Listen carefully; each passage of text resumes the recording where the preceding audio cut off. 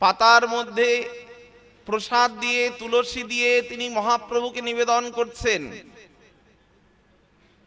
মহাপ্রভুকে নিবেদন করছেন। এ প্রসঙ্গে এই দর্শনে অনেকের মনে প্রশ্ন জেগে গেল। অনেক মানুষ একত্রিত হয়ে বাবাজিকে প্রশ্ন করলেন, বাবাজি এ তোমার কি বিচার? তুমি জানো না এটা শ্মশান, আর শ্মশান হলো অপবিত্র স্থান। সেই শ্মশানের মধ্যে তুমি ভগবানের ভোগ লাগাচ্ছ, এটা তোমার অনুচিত কর্ম। সিদ্ধ গৌরকিশোর দাস বাবাজি মহারাজ সকল বৈষ্ণবের কথাকে মান্য দিয়ে, সকলকে প্রণাম শ্রদ্ধা জানিয়ে, এই দেখুন এখানেও মহাপ্রভুর একটি বিশেষত্ব আছে। অন্য কোনো মার্গে বা অন্য কোনো উপাসনাকারীর মধ্যে এই উদারতা দেখতে পাওয়া যায় না, যেটা সাধুদের মধ্যে দেখতে পাওয়া যায়, যেটা হরিভক্তের মধ্যে দেখতে পাওয়া যায়, যে উদার চরিতানি। ভগবান ঈশ্বরের কাছে যেমন কোনো ভেদাভেদ নাই, তেমন সাধুর কাছেও কোনো ভেদ নাই। সাধুর কাছে সকলই আশ্রয় পায়। গঙ্গা যেমন পাপী শুদ্ধ পবিত্রতার বিচার করে না, সকলকেই পবিত্র করবার জন্য কলকল পাবনী পতিত পাবনী গঙ্গা বয়ে চলেছে, ঠিক তেমন সাধুর কাছেও কোনো বিচার নাই। তুমি যদি সাধুর কাছে আসো, তুমি অবশ্যই শান্তি পাবে। তুমি জীবনের ক্লান্তি দূরে চলে যাবে, জীবনে পরম শান্তি অনুভব করতে পারবে যদি হরি ভক্তের চরণ আশ্রয় গ্রহণ করতে পারো। সিদ্ধ গৌরকিশোর দাস বাবাজি মহারাজ দুটো কথা বললে তো বলতে পারতেন,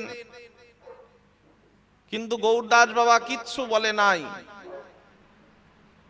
সাধুদের কথাকে মান্যতা দিয়ে, সাধুদেরকে প্রণাম জানিয়ে শ্রদ্ধা জানালেন, অবজ্ঞা করলেন না। কারণ অবজ্ঞা সাধুর লক্ষণ নয়,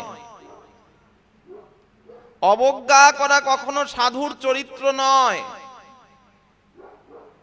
লাঞ্ছনা গণনা করা কখনো সাধুর উদারতার পরিচয় নয়। সাধুর পরিচয় হলো তাকে কাছে আনা, তাকে পবিত্র করা। এ কারণে বৈষ্ণবকে এত সম্মান দেওয়া হয়েছে বাবা, সাধুকে এত মান্যতা দেওয়া হয়েছে। গঙ্গাকে পরশ করলে তবে পবিত্র হতে হয়, কিন্তু সাধু দর্শন মাত্রই তুমি পবিত্র হয়ে যাবে। শুধু পবিত্র নয়, সমস্ত তীর্থ স্নান করলে যে পুণ্য ফল লাভ হয়, একজন হরিভক্ত একজন কৃষ্ণ ভক্তকে দর্শন মাত্রই সেই সম ফল প্রাপ্ত হওয়া যায়। গঙ্গার পরশ হলে পশ্চাতে পাবন, দর্শনে পবিত্র করে এই তার গুণ। সাধু মহিমা বড় বৃহত্তর মহিমা। সিদ্ধ গৌরকিশোর দাস বাবাজি মহারাজ কোনো কথা বললেন না, মান্যতা দিলেন, প্রণাম জানালেন, শ্রদ্ধা জানালেন। শ্রদ্ধা জানিয়ে সাধুদের কথাকে রেখে বলছেন, সাধু আপনারা বলছেন আমি ভুল করেছি, আমি জানি আমি ভুল করেছি। সত্যই শ্মশানে আমার বুঝি ভোগ লাগানো উচিত হয় নাই, কিন্তু আমি কি মনে করি জানেন? আমি মনে করি স্থানটা অপবিত্র, আমি মনে করি আমি নিজেও অপবিত্র, কিন্তু আমি যাকে ভোগ দিয়েছি, আমি যার ভোগ লাগাচ্ছি, তিনি কখনো অপবিত্র হতে পারে না। তিনি হলেন স্বয়ং ভগবান। গৌরাঙ্গ মহাপ্রভু হলো সাক্ষাৎ ব্রজেন্দ্র নন্দন, রাধা কৃষ্ণ একাকৃতি আমার গৌরতনু, যার চরণ স্পর্শে অপবিত্র পবিত্র হয়ে যায়, যার নাম লইলে সকল অপবিত্রতা দূরে চলে যায়, তাহলে তার চরণ স্পর্শে শ্মশান কেন পবিত্র হবে না? সাধু, আপনাদের প্রণাম জানিয়ে বলি, আপনারা প্রত্যেকে পূজা যখন করেন, প্রত্যেকে যখন মন্ত্র স্মরণ করেন, প্রত্যেকে যখন আচমন করেন, আপনারা তো স্নান করে থাকেন, গঙ্গা স্নান করেন, পবিত্র কাপড় পরেন, কিন্তু তথাপিও আপনারা হাত জোর করে তাকে স্মরণ করে থাকেন কেন? এটা আমাদের বড় জিজ্ঞাসা। আমরা প্রত্যেকে স্নান করে পবিত্র হই, শুদ্ধ কাপড় পরে পবিত্র হই, তথাপি আমরা হাত জোর করে ভগবানের কাছে প্রার্থনা করি, অপবিত্র পবিত্র বা সর্বাবস্থাম গত পিবা যৎ স্মরেত পুণ্ডরীকাক্ষ। তাহলে যদি স্মরণ মাত্রই যদি পবিত্র হওয়া যায়, তাহলে শ্মশানে যদি আমি আমার গৌরকে ডাকি, আর আমার গৌরের চরণ স্পর্শে শ্মশান তো আর শ্মশান থাকবে না, গৌরের চরণ স্পর্শে সেই শ্মশান অপবিত্র স্থানটাও পবিত্র হয়ে উঠবে। সকল সাধুরা গৌর কিশোর দাস বাবাজী মহারাজকে প্রণাম জানিয়েছিলেন। এটা কিন্তু বেদে বলা নাই, এটা কিন্তু শাস্ত্রে বলা নাই, এটা কিন্তু কোনো বিধির মত নয়। কারণ কৃষ্ণ ভক্তি কখনো বেদকে, কৃষ্ণ ভক্তি কখনো বিধিকে লক্ষ্য করে নয়। হরি ভক্তি হলো বেদ বিধির অগোচর, বেদ বিদ্যা দুহু কুছু নাহি জানত, সে যদি গৌরাঙ্গ করে সার। ঠাকুর নয়নানন্দ ভনে সেই সে সকলই জানে, সর্বসিদ্ধি করতলে তার। বেদের বিদ্যা দিয়ে নয়, বেদের গরিমা দিয়ে কখনো গৌর কৃষ্ণ ভক্তি পাওয়া যায় না। বেদ বিদ্যা দিয়ে কখনো হরি ভক্তি সম্ভব নয়। চারিবেদ স্বরদর্শন পড়িয়াও যে জন, সে যদি গৌরাঙ্গ নাহি ভজে, বৃথা তার অধ্যয়ন লোচন বিহীন জন, দর্পণে তার কিবা কাজে। এখানে প্রশ্ন হতে পারে, তাহলে বিদ্যার প্রয়োজন নাই? বিদ্যার প্রয়োজন আছে, বিদ্যার প্রয়োজন আছে, শিক্ষার প্রয়োজন আছে। শিক্ষা না থাকলে কখনো বৈষ্ণবত্ব শিক্ষা করা যাবে না। বৈষ্ণবত্ব শিক্ষা করতে গেলে শিক্ষা যোগ্যতা থাকা চাই। অনেকের মধ্যে ধারণা যে মহাপ্রভুর পথ প্রদর্শক যারা, যারা মহাপ্রভুর আদর্শকে, যারা বৈষ্ণব আদর্শকে পালন করে থাকে, তাদের বুঝি কোনো শিক্ষা নাই। ভুল ধারণা। জয়রূপ সনাতন ভট্ট রঘুনাথ, শ্রীজীব গোপাল ভট্ট দাস রঘুনাথ, এদের শিক্ষা সম্বন্ধে সাধারণের বোধ নাই। এরা এক একজন এত বড় শিক্ষিত, কিন্তু তথাপিও প্রচুর ঐশ্বর্য, ধন ঐশ্বর্য সমস্ত কিছু পরিত্যাগ করে, শুধুমাত্র গৌরকে ভালোবেসে সমস্ত কিছু পরিত্যাগ করে গৌর নামে সংসার ছেড়ে দিয়েছেন। সংসার সুখের মুখে তুলে দিয়ে ছাই, নগরে মাগিয়া খাইব গাইয়া নিতাই। সংসার সাগর, ভক্তির সাগরে যে না ভজে ভজুক আমার নিতাই চাঁদেরে। এখানে কল্পনা করতে হবে, জীবনে আমাদের মহাপ্রভু কি দিয়েছেন। জয়রূপ সনাতন ভট্ট রঘুনাথ, শ্রীজীব গোপাল ভট্ট দাস রঘুনাথ, সরগোস্বামী গণের জীবনের শিক্ষাকে লক্ষ্য করে বৈষ্ণব জগতের মধ্যে শিক্ষা প্রসার হয়েছে। যে শিক্ষা আজও বর্তমান সাধুরা পবিত্রতা রক্ষা করছেন। আজও আমাদের কল্পনা করতে হবে, কবিরাজ গোস্বামী পাদের ভাষায়, প্রেমধন বিনা ব্যর্থ দরিদ্র জীবন, দাস করি বেতন দেহ মোরে কৃষ্ণ প্রেমধন। এই হলো চৈতন্য চরিতামৃতের কবিরাজ গোস্বামী পাদের মূল বক্তব্য, যে বক্তব্যে যে প্রয়ারে জীবনের মূল সম্পদের কথা বলা হয়ে গিয়েছে, যে বক্তব্যে মহাপ্রভুর সকল গুরুর কথা, অন্তরের নিগুড় কথা বলে দিয়েছেন কবিরাজ গোস্বামী পাদ। প্রেম ধন বিনা ব্যর্থ, অর্থাৎ জীবনের সার্থকতা অনেকে পেয়েছেন, অনেক কিছু পেয়েছেন। জীবনের সার্থকতা কিভাবে পাওয়া যায়? অনেক কিছু করলে জীবনের সার্থকতা পাওয়া যায়।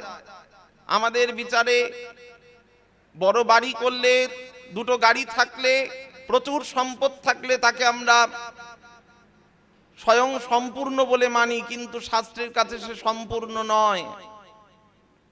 কৃষ্ণ ভক্তি বিনা জানো দুরাচার, ভক্তি ছাড়া জীবের কোনো গতি নাই, গতি নাই, গতি নাই। এ কারণে নিতাই চাঁদের অদ্ভুত মহিমা নবদ্বীপে, নিতাই চাঁদের অভূতপূর্ব মহিমা নবদ্বীপ ধামে। শিক্ষার্থী যারা, তারা তো শিক্ষিত, কিন্তু নিতাই চাঁদের কাছে কোনো গরিমা ছিল না, মহাপ্রভুর কাছে কোনো গরিমা ছিল না। কারণ মহাপ্রভু বুঝতে পেরেছেন জীবনে যেটা মূল প্রয়োজন সেটা হলো শুদ্ধা ভক্তির প্রয়োজন।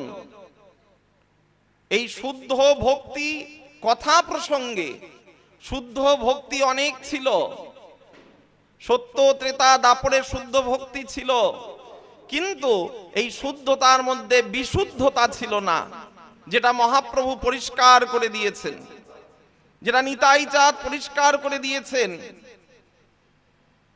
অক্রোধ পরমানন্দ নিত্যানন্দ রাম, অভিমান শূন্য নিতাই নগরে বেড়ায়, যারে দেখে তারে কহে দন্তে তিন ধরি, আমারে কিনিয়া লহ বল গৌর হরি।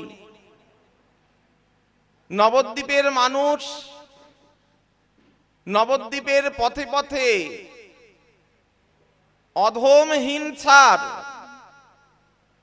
যারা ধন্য তারা তো ধন্যই, কিন্তু নিত্যানন্দ প্রভু নিতাই চাঁদ মহাপ্রভু জীবকে প্রেম বিতরণ করবার জন্য অকাতরে প্রেম বিতরণ করেছেন। বিচার করে নাই যোগ্যতার, বিচার করে নাই বর্ণের, বিচার করে নাই জাতের, বিচার করে নাই শিক্ষার। জাতিকুল সব নিরর্থক।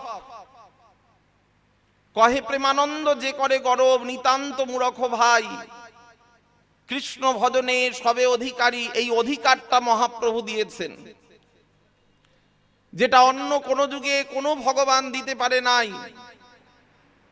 সকলের ঘরে ঘরে আজ গিরিরাজের সেবা, সকলের ঘরে ঘরে আজ গোপালের সেবা, সকলের ঘরে ঘরে আজ গৌর গোবিন্দের সেবা।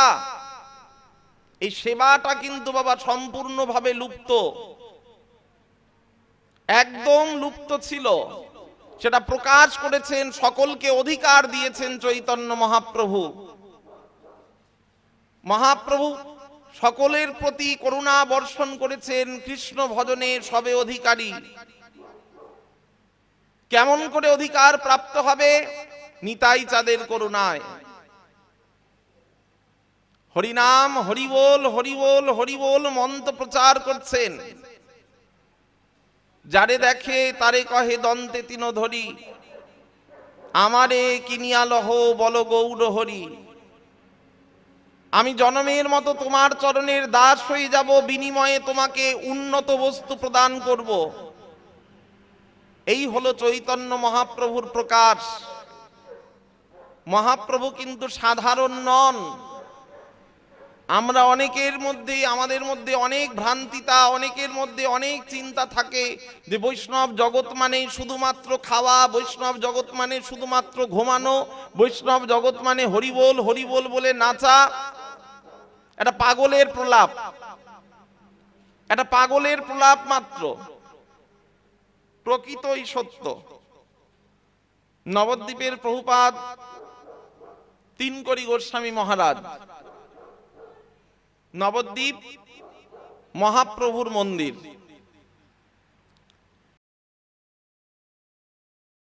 হরিকথা শেষ হয়ে গেল, সবাই চলে গেল, প্রভুপাদ হেঁটে হেঁটে যাচ্ছেন। পিছন থেকে কোনো বৈষ্ণব মহাজন প্রভুপাদকে উল্লেখ করে বলছেন, প্রভুপাদ আপনি এতক্ষণ বসেছিলেন, আমরা তো সবাই, সব ভক্ত তো চলে গিয়েছে, আপনি কেন বসেছিলেন? প্রভুপাদ কথাটা শুনে উত্তর দিচ্ছেন যে আমি বসেছিলাম কথাটা সত্য, কিন্তু আমি বসে গৌরের রূপমাধুরী দর্শন করছিলাম, মহাপ্রভুকে দর্শন করছিলাম, হরিনাম করছি আর মহাপ্রভুকে দর্শন করছি, এটাই হলো আমার মূল লক্ষ্য। সবাই তো চলে গেল, আপনি কেন বসে থাকলেন? ঘরে গিয়েও তো গৌর দেখা যেত, ঘরে গিয়েও তো মহাপ্রভুকে দর্শন করা যেত, নাম স্মরণের মধ্যেও তো দেখা যেত। প্রভুপাদ উত্তর দিয়েছিলেন, না, ঘরে গিয়ে যদি আমি গৌরকে নাম স্মরণ করে যদি গৌর দর্শন করি হয়তো দর্শন হবে, কিন্তু আমার একটা ইন্দ্রিয় অর্থাৎ দর্শনের সুখ হবে, কিন্তু মহাপ্রভুর মন্দিরে বসে থাকলে আমার সর্ব ইন্দ্রিয়ের সুখ হয়ে যায়। আমার চোখ যেমন গৌর দেখে, কান যেমন গৌরের নাম শোনে, নাসিকা তেমন গৌরের অঙ্গ গন্ধ নাসিকায় ঘ্রাণ গ্রহণ করে, আমার অঙ্গ যেন গৌর চরণ স্পর্শ করে। এ কথা প্রসঙ্গে প্রভুপাদকে উত্তর দিয়েছিলেন পাগল বাবাজি। প্রভুপাদ কোনো প্রতিবাদ করে না, এই দেখুন বৈষ্ণবের উদারতা। পাগল বলেছেন, তথাপিও প্রভুপাদ চুপ করেছিলেন। পরদিন গঙ্গা স্নানে আবার দেখা। বাবাজিদের মধ্যে কোন একজন জিজ্ঞাসা করলেন, প্রভুপাদ কালকে যে আপনাকে পাগল বলা হলো, আপনি কিছু বললেন না তো? প্রভুপাদ উত্তর দিচ্ছেন যে পাগল বলেছিস ঠিক করেছিস, পাগল না হলে কি আর নিতাই গৌরকে কেউ ভালোবাসতে পারে রে? এই সংসারে যারা, জগতে যারা গৌরকে ভালোবেসেছে তারা তো প্রকৃতই পাগল। এ জগতে যারা নিতাইকে ভালোবেসেছে তারা প্রকৃতই পাগল। নিতাইকে ভালো যারা বাসে তারা প্রকৃতই পাগল। আর পাগল না হলে গৌর গোবিন্দের ভজন করা যায় না। বৈষ্ণবের উদারতার চরিত্র, বৈষ্ণবের উদারতার চরিত্র এত প্রধান। মহাপ্রভুর ভক্ত যত বৈষ্ণব প্রধান, এই কারণে বলা হলো মহাপ্রভুর ভক্ত যত। বাবা অন্য ভক্তের কথা কিন্তু কবিরাজ গোস্বামী পাদ বলে নাই। মহাপ্রভুর ভক্ত যত বৈষ্ণব প্রধান, মহাপ্রভুর যত দাস তারা বৈষ্ণব, মহাপ্রভুর যত দাস তারা বৈষ্ণব। তাহলে মহাপ্রভু ব্যতীত অন্য কোন উপাসনা তারা বৈষ্ণব নন? বললেন বৈষ্ণব, কিন্তু প্রেমিক হতে পারবে না, প্রেমিক হতে পারবে না। প্রেমধন বিনা ব্যর্থ। যদি জীবনটা প্রেম ছাড়া ব্যর্থ হয়, তাহলে জীবনে অনেক সাধনা থাকলেও আমি ব্যর্থ। অনেক সাধন থাকলেও যদি ভক্তি শূন্য হয়, তাহলে জীবনটা ব্যর্থ। কুম্ভের মেলায় যারা কুম্ভ দর্শন করেছেন তারা অনুভব করতে পারবেন। একজন সাধু বাবা চারিপাশে ঘুটে দিয়ে, আমাদের নবদ্বীপে এখনো আছে জন্মস্থান ছাড়িয়ে, প্রত্যেক দিনের তার সাধনা, প্রত্যেক দিনের সাধনা, চারিপাশে ঘুটে জ্বালিয়ে আগুন জ্বালিয়ে তার মাঝখানে তিনি বসে থাকেন, বিরল ভাবে বসে থাকেন। ভোর 4টের সময় আগুন জ্বালিয়ে দেওয়া হয়, আগুনটা নিভতে নিভতে প্রায় রাত্রি 8টা। চারিপাশে একটা গোলাকৃতি ছায়ের রেখা পড়ে থাকে, দাও দাও করে আগুন জ্বলে। এই যে তীব্র সাধনা, এই যে কঠিন সাধনা, মহাপ্রভুর ভক্ত কৃষ্ণ দাস, গৌর দাস, নিতাই দাস, এরা এই সাধনাকে দেখেন আর দূর থেকে সাধুকে প্রণাম করেন। সাধু তোমাকে প্রণাম, তোমার সাধনাকে প্রণাম। আমার মহাপ্রভু এত করুণাময়, আমার মহাপ্রভু এত দয়াময়, আমার মহাপ্রভু এত স্নেহময়। এই কঠিন তীব্র সাধনাকে লক্ষ্য না করে মহাপ্রভু জীবের কাছে, জগতের কাছে প্রচার করলেন, শ্রীপুত্র পরিজন লইয়া হাতে করো তালি দিয়া, গৃহে বসে করো তুমি কৃষ্ণ নাম সংকীর্তন, গৃহে বসে পাবে তুমি ব্রজের ব্রজেন্দ্র নন্দন। তাহলে কঠিন সাধনা। আমাদের জীবনে পুরুষার্থের প্রয়োজন নাই, কিন্তু পুরুষার্থের পিছনে যদি ছুটে যায় তাহলে সে কখনো কৃষ্ণ প্রেম পেতে পারে না। পুরুষার্থ কখনো ভক্তের কাম্য নয়, বৈষ্ণবের কাম্য নয়, পুরুষার্থ। মহাপ্রভুর কাছে সকলে এসেছেন, মহাপ্রভু সেবার সঙ্গনে সকলকে মহাপ্রভু করুণা বর্ষণ করছেন। এসো, আজ তোমাদের সকলকে করুণা করব, তোমরা যে যা চাও আমি তোমাদেরকে তাই দেব। ভাবনা করুন, মহাপ্রভুর কাছে সবাই এসেছে, সবাই সবার মনের ভীষ্ট প্রাপ্য বস্তু চেয়ে নিয়েছেন, সকলে এসেছেন, কিন্তু মহাপ্রভুর সাক্ষাতে আসেনি মুরারি। সবাই এসে বললেন, প্রভু সবাই তো তোমার করুণা নিল, সবাই তো তোমার করুণা পেল, কিন্তু মুরারি তো এলো না। মহাপ্রভু চিৎকার করে ডাক দিলেন, মুরারি। মুরারিকে ডাকা মাত্রই মুরারি মহাপ্রভুর চরণ প্রান্তে এসে দাঁড়ালেন, চরণে প্রণাম জানালেন। মুরারি, তুমি কি জানো, তুমি কি জানো মুরারি, আজ সকাল থেকে আমি সবাইকে যে যা চাইছে আমি তাকে তাই দিচ্ছি। মুরারি, সবাই তো পেল, তুমি কিছু চাও, তুমি কিছু চাও। ভক্তের স্বভাব, ভক্তের এটাই প্রধান লক্ষণ, কিছু চাইলে অনেক কম হয়ে যায়। চাইতে হয় তার কাছে যদি সেটা নিজের আত্মসুখের জন্য কামনা হয়, আর পরমাত্মাকে সুখ দেওয়ার জন্য চাইতে হবে না। মহাপ্রভু পরিষ্কার বলেছেন, কলৌ নাস্তেব্য জীব গতির অন্যথা নাম ছাড়া গতি নাই। ইহা হইতে পাইবে জগতের নিস্তার, এর থেকেই জীবের নিস্তার হয়ে যাবে। মুরারি, তুমি কিছু চাও? মুরারি মহাপ্রভুর চরণে প্রণাম করে বলছেন, প্রভু যে কৃপা তোমার, তুমি যা কৃপা করবে, তোমার যা করুণা। মহাপ্রভু বলছেন, মুরারি সবাই মুখ ফুটে চাইলো, তুমি চাইবে না? তুমি চাইবে না? না প্রভু, আমি চাইব না। মুরারি, সবাই মুরারিকে বললেন, মুরারি আমরা সবাই পেয়েছি মহাপ্রভুর থেকে, তুমি কিছু চাও? আজকে মহাপ্রভুর ঐশ্বর্যের প্রকাশ, আজকে আমাদের প্রাণের ঠাকুর বিষ্ণুর খাটে বসে আজকে ঐশ্বর্য প্রকাশ করছে। তুমি যা চাইবে তুমি তাই পাবে, তুমি চেয়ে নাও, সময় থাকতে চেয়ে নাও। মুরারি মহাপ্রভুর চরণে প্রণাম করে বলছে, না না, আমি চাইব না। মহাপ্রভু মুরারির ভাবকে দর্শন করে মুরারিকে বলছেন, মুরারি তুমি যেমন মুখ ফুটে কিছু চাইলে না, আমি তোমাকে দিচ্ছি, তুমি নাও। মুরারি মাথা পেতে বললেন, প্রভু যা কৃপা তোমার, তুমি যে কৃপা করবে সেটাই আমার কাছে অমৃত। মহাপ্রভু বললেন, মুরারি কোটি জন্ম তোমাকে আমি নরক যন্ত্রণা ভোগ করাবো, তারপর তোমায় কৃষ্ণ কৃপা করবেন। মুরারি মহাপ্রভুর চরণে প্রণাম করে মহাপ্রভুর কাছ থেকে সরে গিয়ে শিবা সাঙ্গিনায় গিয়ে হরিবোল হরিবোল বলে আগের মতো পূর্ববৎ নৃত্য শুরু করেছেন।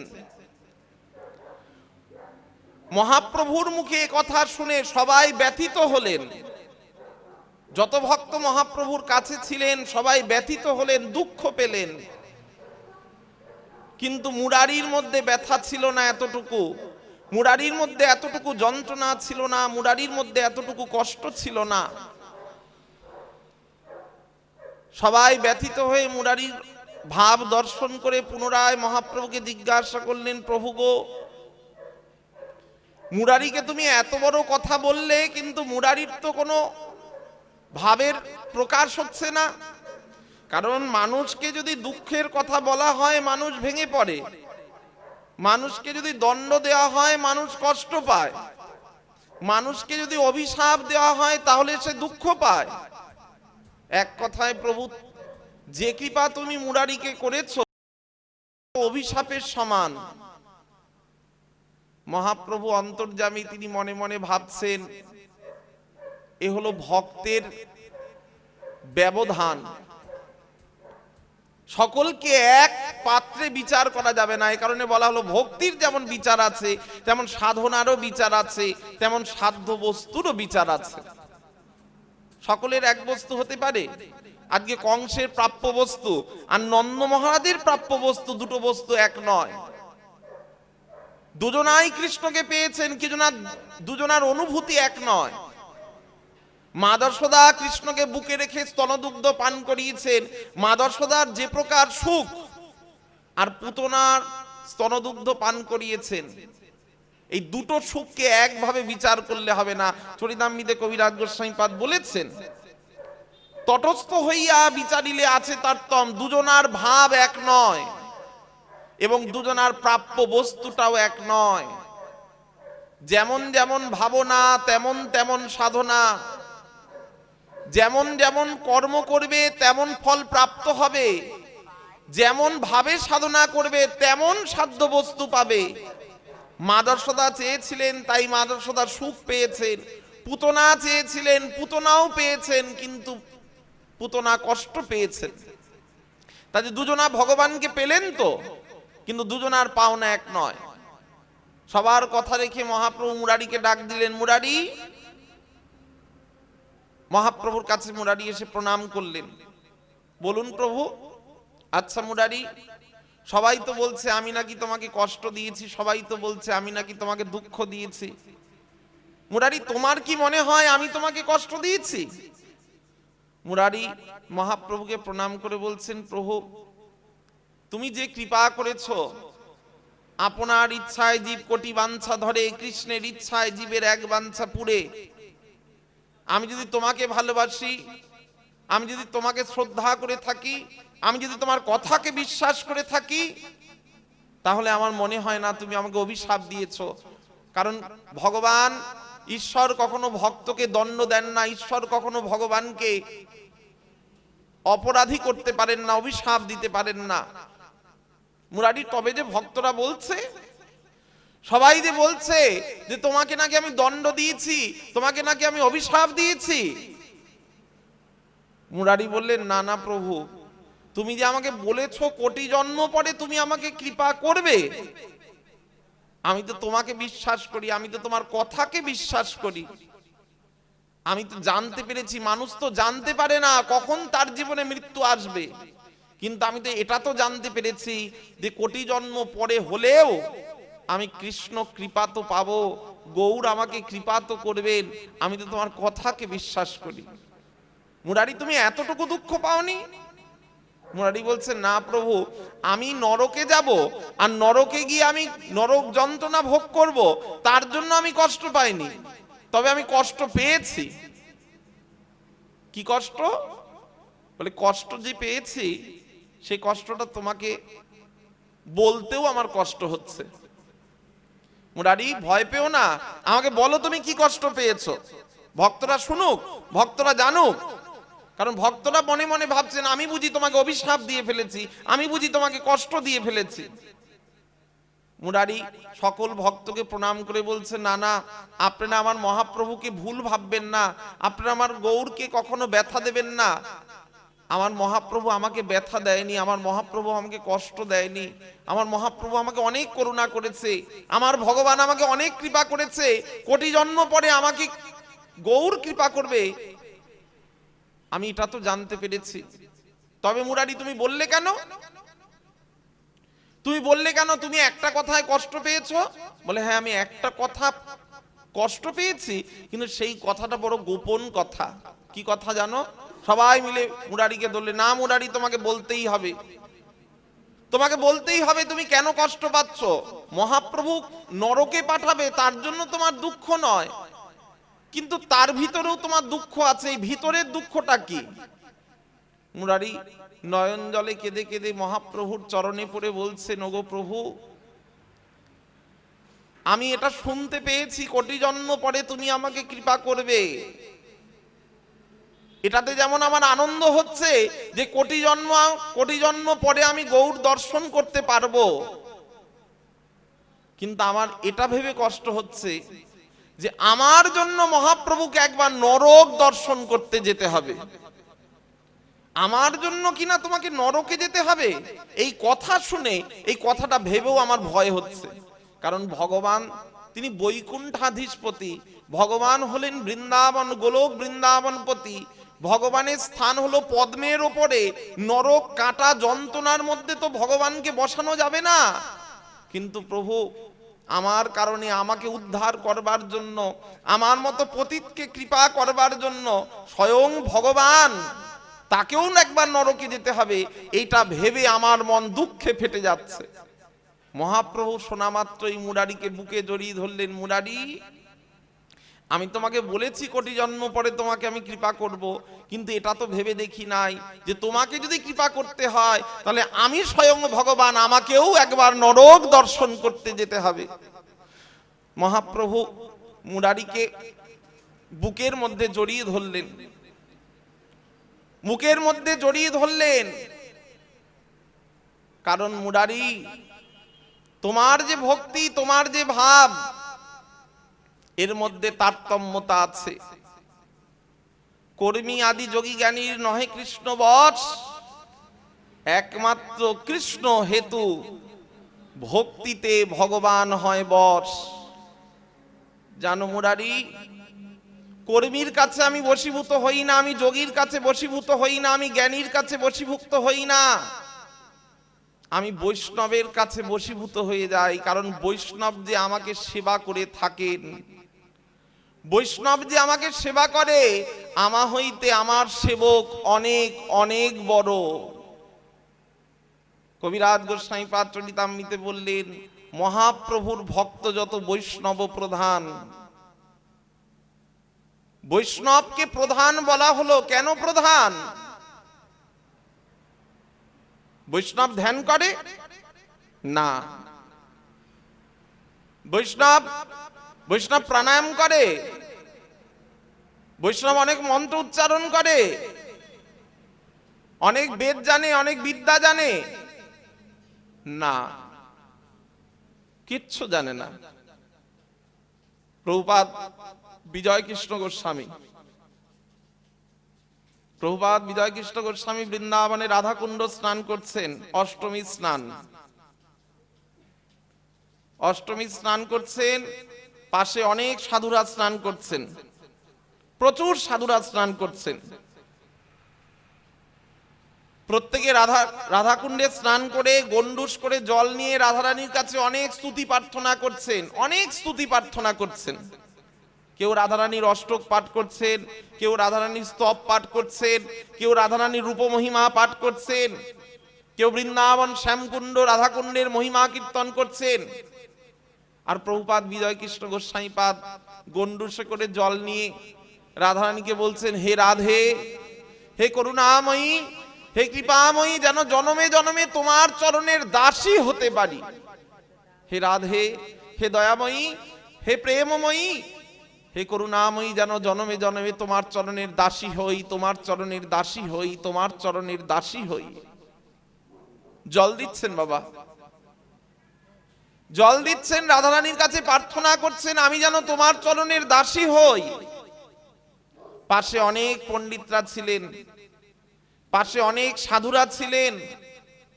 সমস্ত সাধুরা বিজয় কৃষ্ণ গোস্বামীপাদকে জিজ্ঞাসা করছেন, কি হলো পণ্ডিত বাবা, আপনি তো এত বড় পণ্ডিত, আপনি তো এত বড় সাধু, আপনি কোনো স্তব পাঠ করলেন না, আপনি কোনো স্তুতি পাঠ করলেন না, আপনি কোনো অষ্টক পাঠ করলেন না, শুধু বাংলায় বললেন, হে রাধারানী, জনমে জনমে যেন তোমার চরণের দাসী হতে পারি। এ কি বললেন? আপনি কোনো অষ্টক বললেন না, আপনি কোনো স্তব পাঠ করলেন না। প্রভুপাদ বিজয় কৃষ্ণ গোস্বামীপাদ বললেন, সমস্ত মন্ত্রের অষ্টক বলো, স্তব বলো, মহিমা বলো, কীর্তন বলো, যাই বলো না কেন, সবকিছুর বলার মূল বক্তব্য তো একটাই, রাধে, যেন জন্মে জন্মে বৃন্দাবনে তোমার চরণের দাসী হতে পারি, যেন তোমার চরণ সেবা করতে পারি, যেন সদা সর্বদা জয় রাধে জয় রাধে বলে কীর্তন করতে পারি। এই তো জীবনের মূল উদ্দেশ্য। অনেক স্তব করে কি হবে, অনেক অষ্টক করে কি হবে? স্তবে ভুল হতে পারে, অষ্টকে ভুল হতে পারে, কিন্তু জানো, গঙ্গায় যখন কোনো মানুষ ডুবে যায়, জলে যখন স্রোতস্বিনী নদীর বুকে যখন কোনো মানুষ ডুবে যায়, তখন যদি কেউ সুর করে ডাকে তাহলে তাকে কেউ বাঁচায় না। কারণ তখন তাকে বাঁচানো হয়, বাঁচানোর জন্য চেষ্টা করা হয় যখন তার মধ্যে আর্তনাদ আসে, হাহাকার আসে, হে রাধে করুণা করো দয়াময়ী, করুণা করো, বাঁচাও বাঁচাও বলে চিৎকার না করলে কেউ বাঁচাতে আসে না। ঠিক তেমন যদি স্তব পাঠ করতে যাই, অষ্টক পাঠ করতে যাই, তাহলে অনেকটা সময় চলে যাবে। আমার যে জীবনের সময় নাই, তাই সময় থাকতে থাকতে আমি মূল কথাটা বলে যেতে চাই। আমি শুধু এই কথাটা বলে যাই, হে রাধে, জন্মে জন্মে যেন তোমার চরণের দাসী হতে পারি, এই মূল বক্তব্য। ভাবতে পারেন সমস্ত বৈষ্ণবরা সেখানে, সমস্ত পণ্ডিতরা সেখানে স্তব্ধ হয়ে গিয়েছিলেন, আর কোনো কথা নাই। কারণ কি? কারণ চরিতামৃতে কবিরাজ গোস্বামীপাদ বলেছেন, বৈষ্ণবের ক্রিয়া মুদ্রা বিজ্ঞে না বুঝয়। হয়তো অষ্টক করে না, হয়তো স্তব করে না, কিন্তু তুমি কি জানো, তুমি কি জানো সেই মানুষটা দিনের মধ্যে জয় রাধে বলে কত কান্না করে? দেখো নাই, দেখো নাই সে বৈষ্ণব। সকলেই বৈষ্ণব বললেন না। মহাপ্রভুকে যখন জিজ্ঞাসা করছেন, প্রভু কে বৈষ্ণব, মহাপ্রভু উত্তর দিচ্ছেন, সব সময় মনে রাখবে। এই দেখুন মহাপ্রভুর শিক্ষা। মহাপ্রভু কিন্তু কখনো বলে নাই, একবারও মহাপ্রভু বলে নাই যে তুমি বৈষ্ণব। মহাপ্রভু বলেছে, তুমি সব সময় মনে রাখবে, তুমি ছাড়া, তুমি ব্যতীত জগতে সবাই বৈষ্ণব, তুমি একমাত্র বৈষ্ণব হতে পারো নাই। আমি বৈষ্ণব হয়েছি, আমি সাধু হয়েছি, এটা সাধুর গর্ব নয়, এটা সাধুর মহিমা নয়, এটা কৃষ্ণ কৃপা, এটা গৌর কৃপা, এটা রাধারানীর অশেষ কৃপা। কৃপা না থাকলে ভক্তি পথে অগ্রসর হওয়া যায় না, কৃপা না থাকলে ভক্তিতে আসা যায় না, করুণা না থাকলে রাধারানীর প্রেম পাওয়া যায় না। এই কারণে মহাপ্রভুর ভক্ত যত, অন্যান্য ভক্ত যত আছে, সকলে সাধু, ঋষি, যোগী, জ্ঞানী, পণ্ডিত, মুনি, অনেক কিছু হতে পারে, কিন্তু বাবা প্রেমিক নয়। প্রেমিক কারা?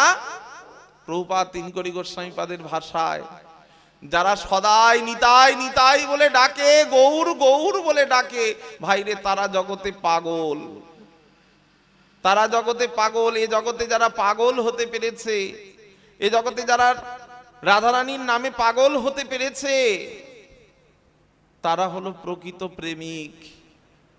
যারা বিচার করে না, বিচার করে না যারা। আমরা একাদশী কীর্তনে গাই না, যার নামে অজামিল পাইল মোচন। আমরা অম্বরীশের জীবনীতে জানি, অম্বরীশের কাছে সাধু এসেছেন প্রসাদ পাবে বলে, কিন্তু সাধু স্নান করতে গিয়েছেন। অম্বরীশ একাদশীর মহিমা রক্ষা করবার জন্য ভগবানের চরণামৃত গ্রহণ করেছেন। সাধু এসেছেন, সাধু এসে দেখলেন, তোমায় দেখে মনে হচ্ছে তুমি কিছু পেয়েছো, অপরাধ হয়ে গেল। অপরাধ মনে করে সাধু একটি অসুরের সৃষ্টি করলেন, রাক্ষসীর সৃষ্টি করলেন, আর সেই রাক্ষসকে বললেন, এক্ষুনি অম্বরীশকে খেয়ে নাও। দেখুন বাবা, রাক্ষসেরও বিচার আছে। রাক্ষস স্তব্ধ হয়ে গেলেন। না না, যে বিষ্ণু উপাসনা করে, বিষ্ণু উপাসক যারা, যারা বিষ্ণুর উপাসনা করে, সকলেই বিষ্ণুর উপাসনা করে, সকলের মূল কেন্দ্রবিন্দু সেই জগদীশ্বর পরমেশ্বর পরমাত্মা। কেউ যদি রাম উপাসনা করে সে বৈষ্ণব নয়, সে বৈষ্ণব। কেউ যদি নারায়ণকে ভালোবাসে সে বৈষ্ণব নয়, বৈষ্ণব। রামকে ভালোবাসে সে বৈষ্ণব নয়, বৈষ্ণব। কেউ যদি কৃষ্ণকে ভালোবাসে বৈষ্ণব নয়, বৈষ্ণব। কিন্তু মনে রাখবেন, মহাপ্রভুর ভক্ত যত, কবিরাজ গোস্বামীপাদ এত বড় কথা কবিরাজ গোস্বামীপাদ বলেছেন, এত বড় কথা বলেছে। বৈষ্ণবের প্রধান যদি বলতে হয় তাহলে মহাপ্রভুকে ভালোবাসে কিনা, গৌরকে ভালোবাসে কিনা, নিতাইকে ভালোবাসে কিনা, এটা লক্ষ্য করতে হবে। বিষ্ণু উপাসনা করছেন, রাক্ষস চিন্তা করলেন আমি সাধুকে কেন আঘাত করতে যাব, বরঞ্চ আমাকে যে সৃষ্টি করেছে আমি তাকেই মারব। ঋষি ছুটতে ছুটতে ভগবানের দ্বারস্থ হলেন, ভগবানের কাছে পৌঁছালেন। ঋষি ক্লান্ত হয়ে পড়েছেন। ভগবান বলছেন বলো তোমার কি হয়েছে? বলে আমি ভুল করেছি, একজন সাধুর ঘরে আজকে প্রসাদ পাবো বলেছিলাম, কিন্তু সে আমার আগে সে জল খেয়ে ফেলেছে। বলে জল খেয়েছে শুধু, এতটা জেনেছো আর কিছু জানো নাই? ভগবান বলছেন দেখো তোমাকে যে পাওয়াবে বলেছে সে কখনো জল খেতে পারে না। এটাই হলো বৈষ্ণব সেবার মূল লক্ষ্য। বৈষ্ণব সেবার মূল লক্ষ্য, তুমি যদি সেবা দাও তাহলে সর্বপ্রথম মনে রাখতে হবে আগে সাধুর সেবা, তারপরে আমার। মহাপ্রভু ভগবান মনে মনে চিন্তা করলে না না, শুধু জল খায় নাই, জল খেলে অপরাধ করত। রাক্ষস তোমাকে কেন মারছে? তুমি তো সৃষ্টি করলে। বলে এটাই তো প্রশ্ন, আমাকে কেন মারছে? ভগবান অন্তর্দৃষ্টি দিয়ে জানতে পারলেন অম্বরীশ জল খায় নাই, অম্বরীশ ভগবানের চরণামৃত গ্রহণ করেছে। ভগবানের চরণামৃত গ্রহণ করলে তার জীবনে কখনো অকাল মৃত্যু হয় না, অকাল মৃত্যু হয় না। অকাল মৃত্যু হরণং সর্বব্যাধি বিনাশনম বিষ্ণু পাদদকং বৃত্তা শিরসা ধারয়ম্মহম। ভগবানের চরণামৃতে কখনো অকাল মৃত্যু হয় না। তুমি ভুল করেছো। ও জল পায় নাই, ও ভগবানের চরণামৃত পেয়েছে। তার কারণ কি না, একাদশীর ব্রতের পারণ রক্ষার্থে। একাদশীর পরের দিন পারণ সময় মতো যদি করা হয় তাহলে একাদশীর মর্যাদা হয়, একাদশী ব্রতকে মর্যাদা করা হয়। ব্রত রক্ষার জন্য চরণামৃত গ্রহণ করেছে, তুমি তাকে মারবে বলেছো? প্রভু আমাকে বাঁচাও, প্রভু আমাকে বাঁচাও। বলে আমি তোমাকে কি করে বাঁচাবো, আমি তোমাকে বাঁচাতে পারবো না। তাহলে আমার উদ্ধার কি করে? হরি স্থানে অপরাধ তাহে হরি নাম, তোমার স্থানে অপরাধের নাহি কয়ারান। শোনো, তুমি যদি আমার চরণে অপরাধ করতে তাহলে আমি তোমাকে ক্ষমা করে দিতাম, কিন্তু আমার ভক্তের কাছে অপরাধ করলে আমি ক্ষমা করতে পারি না। তার কাছে তোমাকে ক্ষমা ভিক্ষা করতে হবে। তুমি যাও, এক্ষুনি যাও, এক্ষুনি গিয়ে তুমি তার কাছে ক্ষমা প্রার্থনা করো। ঋষি বলেন আচ্ছা, সে যদি আমাকে মেনে না নেয়, সে যদি আমাকে মেনে না নেয়, সে যদি আমাকে দূর দূর করে বের করে দেয়? ভগবান বললেন যাও, এটা হবে না। কেন জানো? যে বিষ্ণুকে ভালোবাসে, যে ভগবানকে ভালোবাসে, সে কখনো ভক্তকে অবজ্ঞা করতে জানে না। সে কখনো ভক্তকে অবজ্ঞা করবে না, অশ্রদ্ধা করবে না। প্রভু আমি যদি এই পথ দিয়ে যাই তাহলে তো রাক্ষস এই পথে আমাকে খেয়ে নেবে। শোনো ঋষি, তুমি যেহেতু আমার ভজন করেছো, তুমি যেহেতু আমাকে ভালোবেসেছো, আমার সাধনা করেছো, তোমার জন্য আমি একটা পথ তৈরি করে দিচ্ছি, এই পথ দিয়ে তুমি পালিয়ে যাও। কি আশ্চর্য দেখুন, বৈষ্ণবের উদার চরিত্র। যাকে মারবার জন্য রাক্ষস সৃষ্টি হয়ে গেল, সে এখনো প্রসাদ আগলিয়ে বসে আছে। যে মাত্র সাধু এসে দেন, সাধু অনেক কিছু বলতে চান, অম্বরীশ তুমি আমাকে ক্ষমা করে দাও, তুমি আমাকে ক্ষমা করে দাও, আমি খুব ভুল করেছি। অম্বরীশ বলছে না না প্রভু, আপনি ভুল করেননি। আমি জানি পেটে যদি খিদা থাকে তাহলে মাথাটা একটু গরম হয়ে যায়। আপনি আমার অপরাধ নেবেন না, আমারই ভুল। আমি যদি আরেকটু অপেক্ষা করতাম তাহলে তো আপনি চলে আসতেন। আপনি আগে প্রসাদ পান। সাধুকে আসনে বসিয়ে সমাদর করে প্রসাদ পাওয়াচ্ছেন, পাখা দিয়ে বাতাস করছেন, পাখা দিয়ে বাতাস করছেন। এই হলো বৈষ্ণবের চরিত্র। যাকে মারবে বলেছিল, যাকে শেষ করে দেবে বলেছিল, তাকে আবার আদর করে প্রসাদ পাওয়াচ্ছেন। এর নাম পতিত পাবন,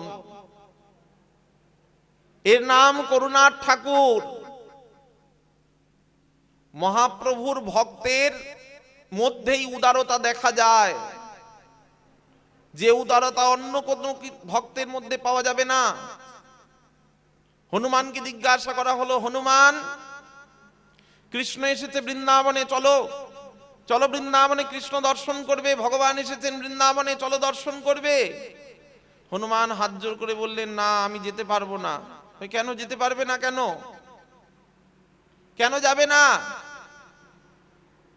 হনুমান উত্তর দিলেন, আমি যে আমার প্রভু শ্রীরামকে যে আমি পতি বলে বরণ করেছি, আমি আর অন্য কোনো পতিকে দর্শন করতে পারবো না। বলে উঠলেন, তাহলে তুমি রাম আর কৃষ্ণকে কি আলাদা করে মানো? রাম আলাদা কৃষ্ণ আলাদা? হনুমান বললেন, না আমি রাম কৃষ্ণকে আলাদা করে মানি না, একই করে মানি। আমি রামকে যেমন শ্রদ্ধা করি, কৃষ্ণকেও তেমন শ্রদ্ধা করি। এই দেখুন বৈষ্ণবের চরিত্র। বৈষ্ণব সকলকে শ্রদ্ধা করেন, সকলকে শ্রদ্ধা করেন, সকলের সম্মান করিতে সকতি দেহ না হেনা যথাযথ। শিবকে দেখে প্রণাম করে, কালীকে দেখে প্রণাম করে, দুর্গাকে দেখে প্রণাম করে, শীতলাকে দেখে প্রণাম করবে, মনসাকে দেখে প্রণাম করে। মহাপ্রভু যখন এই পুরীতে শ্রীক্ষেত্রের পথে যখন মহাপ্রভু যাচ্ছেন, মহাপ্রভু বিশ্বনাথ মন্দিরে এসেছেন, বিশ্বনাথ মন্দিরে মহাপ্রভু নৃত্য করেছেন, নৃত্য করে নটবর বেশ ধারণ করেছেন, দিগম্বরের মতো নৃত্য করেছেন। চণ্ডী মন্দিরে প্রণাম করেছেন, সেখানে মহাপ্রভু চণ্ডী পাঠ করেছেন, চণ্ডী স্তুতি পাঠ করেছেন।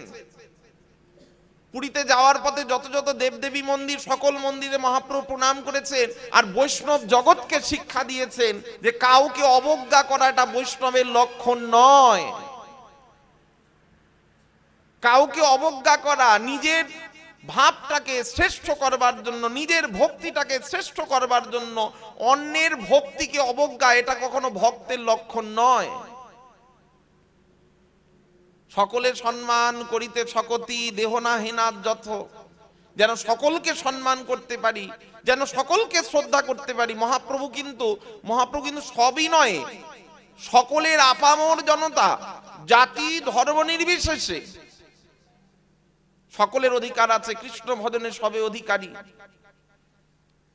কহে প্রেমানন্দ, যে করে গরব নিতান্ত মূর্খ ভাই সে মূর্খ, সে মূর্খ। আমার জীবনের অনুভূতির কথা। বাঁকুড়াতে একটি হরিকথার আসলে, সেখানে একজন খুব সুন্দর বৈষ্ণব বেশধারী মানুষ, সাধারণত দেখা যায় না আসলে বৈষ্ণব। আমি তাকে শ্রদ্ধা করেছি, প্রণাম জানিয়েছি। তিনি আমাকে বলেন, বাবা যদি সকালের সময় থাকে আপনি আসবেন।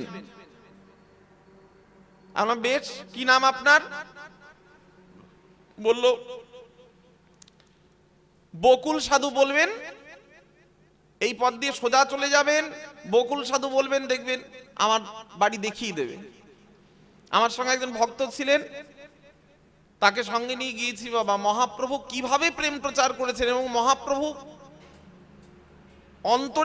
অন্তরস্থলে কিভাবে প্রবেশ করেছেন মানুষের। চরিতামৃতের ভাষায় কবিরাজ গোস্বামীপাদ বলেছেন, সেই প্রেমা যার মনে তার বিক্রম সেই জানে। এ প্রেম যার মধ্যে আছে, যার মধ্যেই ভক্তি আছে, কেন ভালোবাসে, কেন গৌরকে ভালোবাসে, কেন কৃষ্ণকে ভালোবাসে, এটা সে ভাষায় বলতে পারবে না। আমি সেই পথ দিয়ে গিয়েছিলাম। আমার জীবনে নিজের অনুভূতি, শুধু জাতি ধর্ম নির্বিশেষে মহাপ্রভু প্রেম বিতরণ করেছেন। আমাদের নবদ্বীপে একজন বক্তা আছেন, নবদ্বীপে একজন প্রখ্যাত বক্তা সিরাজুল ইসলাম। ভাবতে পারেন, তার মুখের কথা শোনার জন্য মানুষ অপেক্ষা করে। স্কুলের টিচার ছিলেন, এখন তিনি ভাগবত কথা বলেন। ভাবতে পারেন, একজন ইসলাম ধর্মীয় মানুষ হয়ে কিভাবে মহাপ্রভুর কথা, ভাগবতের কথা অনর্গল তিনি বলছেন। আমি পথ দিয়ে অনেকটা যাওয়ার পরে অনেককে জিজ্ঞাসা করলাম, বকুল সাধু বাড়ি কোনটা? কেউ বলতে পারলেন না। মনে মনে ভাবলাম, সাধু কি তাহলে ভুল বললেন? আরেকটু এগিয়ে যাওয়ার পর মাঠের থেকে দুজন চাষি ভাই উঠে আসছে। আমি তাকে জিজ্ঞাসা করেছিলাম যে, বাবা বলতে পারেন এখানে বকুল সাধুর ঘর কোনটি? বলে, বকুল সাধু লম্বা মতো? হ্যাঁ। তিলক সেবা করে? হ্যাঁ।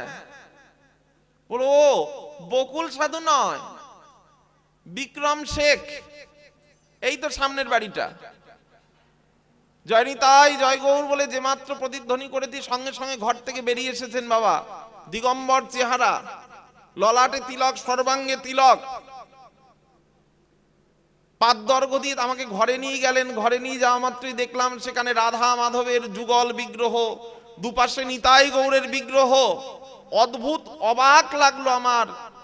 জিজ্ঞাসা করেছিলাম যে আপনি মহাপ্রভুকে কেন ভালোবাসলেন, আপনি কৃষ্ণকে কেন ভালোবাসলেন?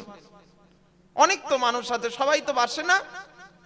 তিনি উত্তর দিয়েছিলেন, বলতে পারবো না, তবে এতটুকু বলতে পারি, আমাদের ঘর এখানে ছিল না। আমি যে আজ গৌর সেবা করছি, আমি যে আজ হরিনাম করছি, এর জন্য আমাকে অনেক কষ্ট সহ্য করতে হয়েছে, আমাকে সমস্ত সম্পদ ছাড়তে হয়েছে। আপনার দুঃখ হয়নি? বলে নয়, আমি তো চরিতামৃতে শুনেছি কৃষ্ণ ভজনের হয় এক স্বাভাবিক ধর্ম, রাজ্য ছাড়া এ করে ভিক্ষুকের কর্ম।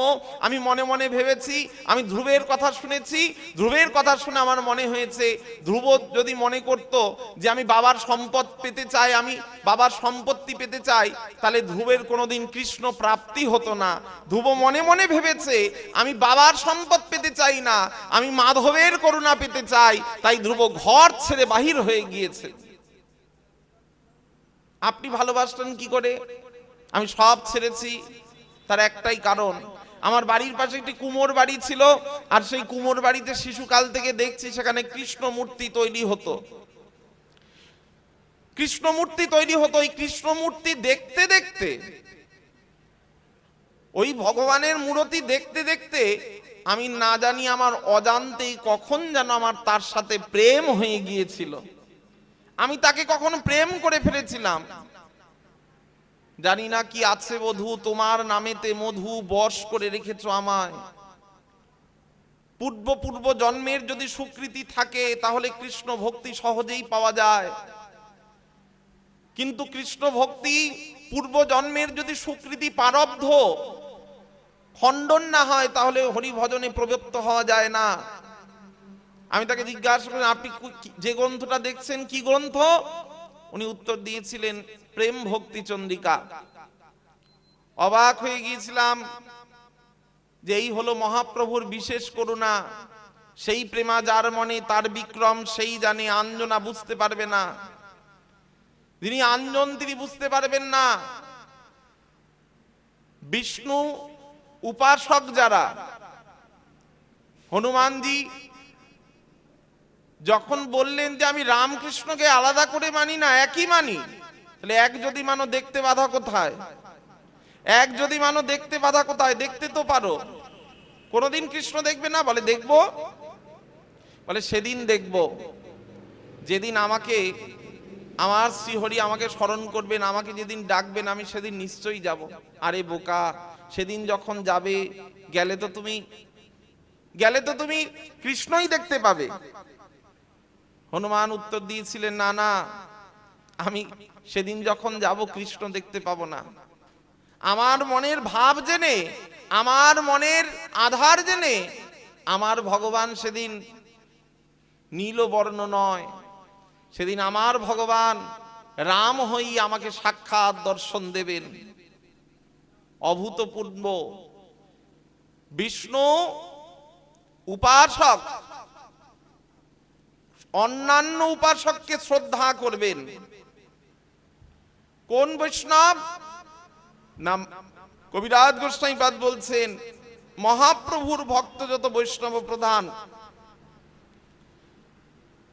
অর্থাৎ রাম বিষ্ণু প্রত্যেকেই অবতার, কিন্তু গৌরাঙ্গ মহাপ্রভু অবতার নন।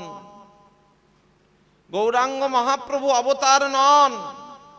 অবতার গণনে কবু না হয় যার গণন, অবতংশে না হয় যদি তার কারণ, সচিত আনন্দ বিগ্রহ হয় যাহার মূরতি, একলা গৌরে হয় সকল সকতি।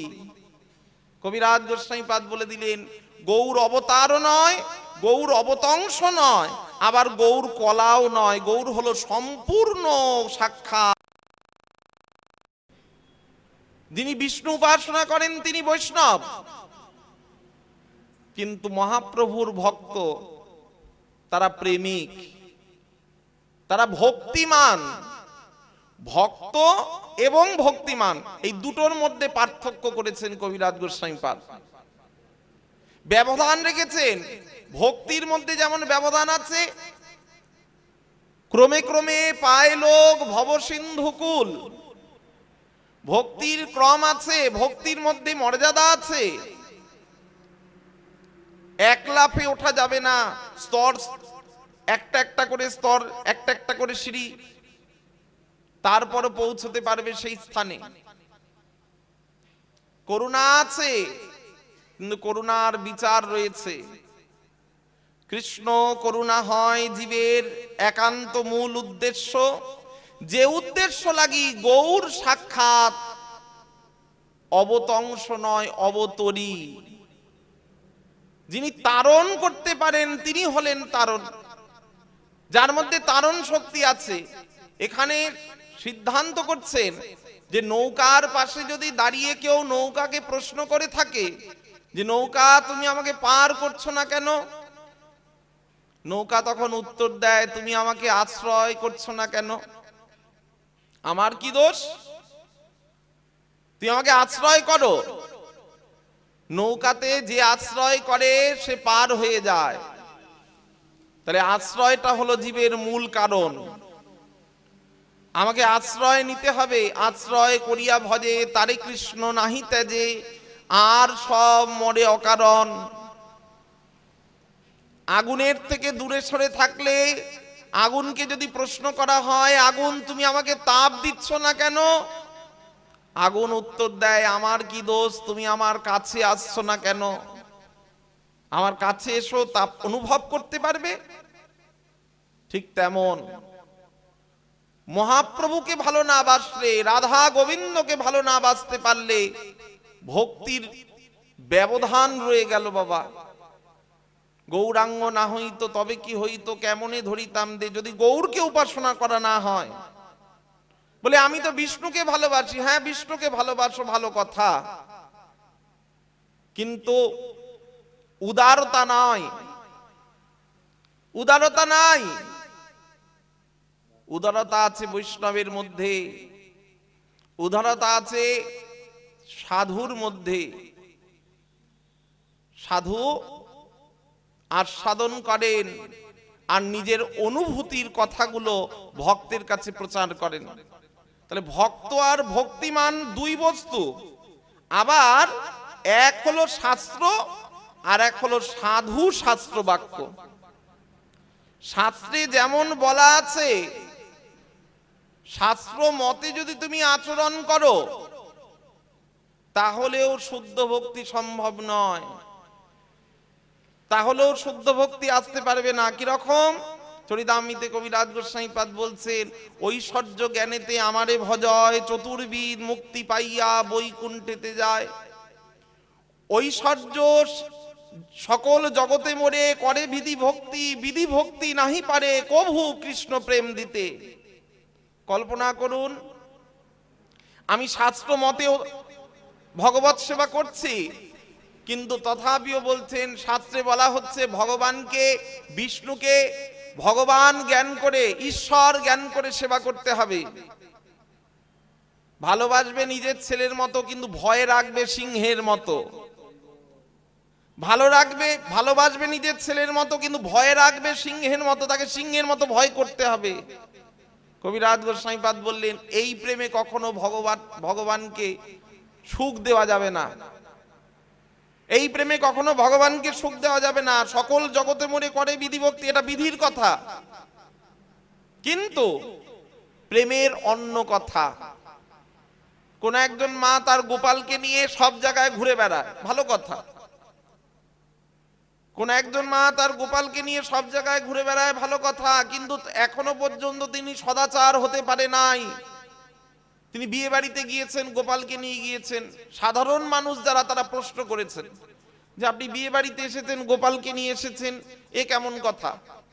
তিনি উত্তর দিলেন আমি গোপালকে ভালোবাসি, আমি যেখানে যাই গোপালকে নিয়ে যাই, গোপাল আমার সঙ্গে সঙ্গে বেড়াতে যায়। বাবা এটা ভক্তি হতে পারে না, এর নাম ব্যভিচার, এর নাম ব্যভিচারী ভক্তি।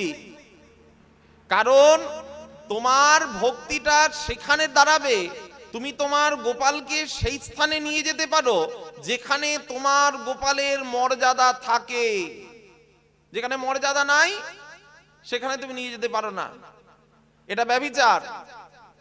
নবদ্বীপ গোবিন্দ মন্দির, একজন মা তার গোপালকে বৃন্দাবন থেকে এসেছেন, হাতে কাচের চুড়ি, বৃন্দাবন থেকে এসেছেন, তার গোপাল বিগ্রহকে তিনি কোলের মধ্যে রেখে কালো জিরা সর্ষের তেল গোপালের চরণে মাখাচ্ছেন, গোপালের বুকে মাখাচ্ছেন। বাবা বিধি অন্য কথা বলবে, শাস্ত্রের কথা বলবে, কিন্তু অনুরাগ কিন্তু কখনো বিধিকে লক্ষ্য করে না, ভক্তি কখনো বিধিকে লক্ষ্য করবে না, তার মনের ভাবে মনের উল্লাসে সে সেবা করবেন, তবেই তো তার মধ্যে কৃষ্ণ ভক্তির সঞ্চার হয়েছে, অনুভব হবে। সম্বন্ধ করিয়া ভজে তারে কৃষ্ণ নাহি ত্যাজে, আর সব মনে অকারণ। এখানেই তো মহাপ্রভুর সার্থকতা, সকলকে অধিকার দিয়েছেন সেবা করবার, গোপালকে চরণে তেল মাখাচ্ছেন, বুকে তেল মাখাচ্ছেন। প্রশ্ন, যে মা গোপালকে এভাবে কোলের মধ্যে ফেলে তেল মাখাচ্ছেন, এটা কি কেন করছেন? মা উত্তর দিয়েছিলেন, বৃন্দাবন থেকে গোপাল নবদ্বীপ বেড়াতে এসেছে, আর নবদ্বীপ বেড়াতে এসে গঙ্গাকে কাছে পেয়ে দিনের মধ্যে 10 থেকে 12 বার গঙ্গায় সাঁতার কাটতে যাচ্ছে আর আসছে। এই ঘরে এলো, আবার যদি চলে যায় পাছে গোপালের ঠান্ডা না লাগে, তাই ভালো করে তেল মাখিয়ে দেওয়া হচ্ছে। ভাবতে পারেন, গোপালকে নিয়ে আপনি সব জায়গায় যান, আপনি বলছেন আপনি গোপালের মা, আপনি ভক্তি করছেন, কিন্তু এটা ব্যভিচার। আর এই মা গোপাল যে দিনের মধ্যে 10 বার গঙ্গায় সাঁতার কাটতে যাচ্ছেন, এটা তিনি অনুভব করতে পারছেন।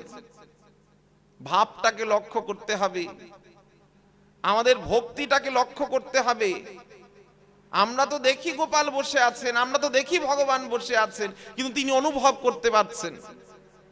সেখানে যদি প্রশ্ন করা হয়, মা আপনি কোলে গোপালকে এভাবে পায়ের উপর ফেলে তেল মাখান কি করে, এটা তো উচিত নয়। বৈষ্ণবের কি আমুদ্রা বিজ্ঞে না বুঝয়, বিজ্ঞানের শিক্ষিত বুঝতে পারবে না, জ্ঞানী বুঝতে পারবে না, যোগী ঋষি বুঝতে পারবে না। এটা শুধু তারাই বুঝতে পারবে যার মধ্যে সেই প্রেমের ভাব এসেছে।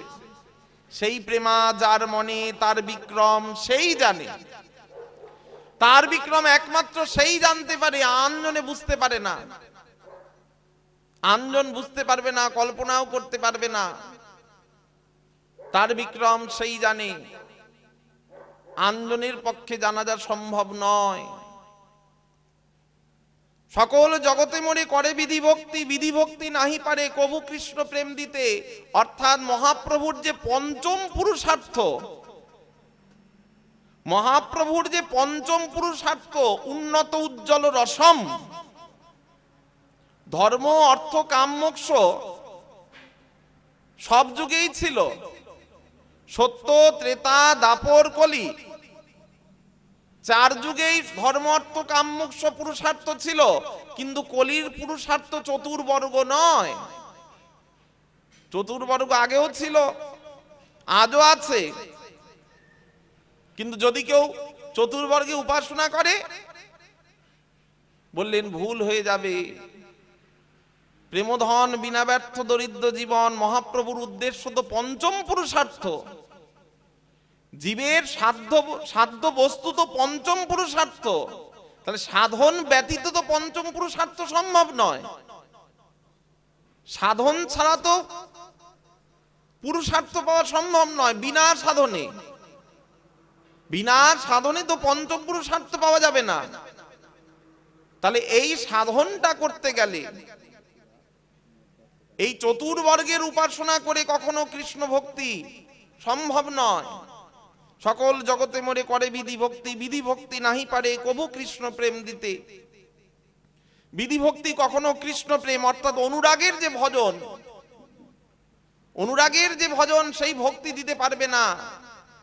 অনুরাগের ভক্তি যদি দিতে হয় তাহলে দিতে পারে একমাত্র উদার চরিতানি বৈষ্ণব। বৈষ্ণবের সঙ্গ করতে হবে। কোন বৈষ্ণব?